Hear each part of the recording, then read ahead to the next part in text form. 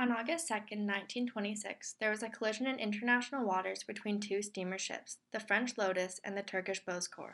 The French steamer was captained by de Mons, a French citizen, and the Bozkır by Hassan Bey, a Turkish citizen.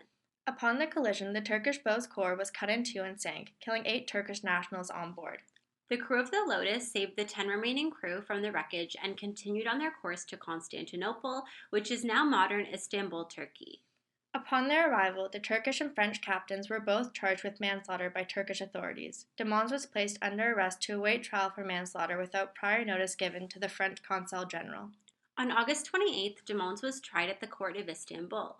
De Mons raised the claim that the case was not within the Turkish court's jurisdiction. However, the claim was overruled by the court. De Mons was released on a bail of 6,000 Turkish pounds on September 13th.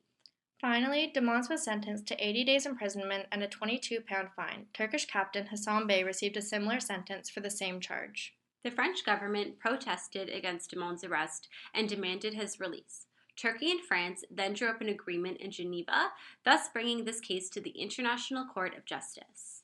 The French argued against the Turkish jurisdiction of de Mons' trial. They agreed that the Turkish captain ought to be prosecuted by a Turkish court, but argued that the French captain should be prosecuted by a French court. Along with this, they argued that the French ship ought to be considered French territory. The French argued, therefore, that Turkey had violated international law because they had tried de Mons. In response to France, Turkey contended that both captains ought to be prosecuted by the same court, citing the close connection of the cases. The court referred to international law precedent and found that there was no rule which would prohibit Turkey from prosecuting de Mons simply because the offense had occurred on a French ship.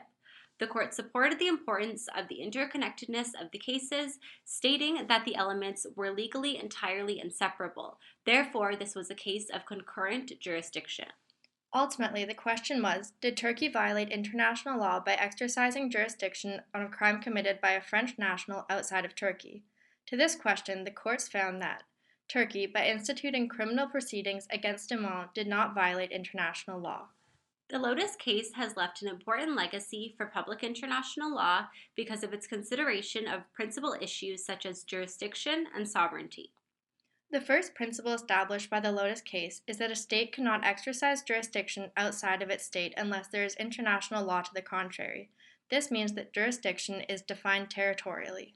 The next principle is that a state may exercise its jurisdiction in its own territory even if there is no law permitting it and state's activity is limited only by prohibition.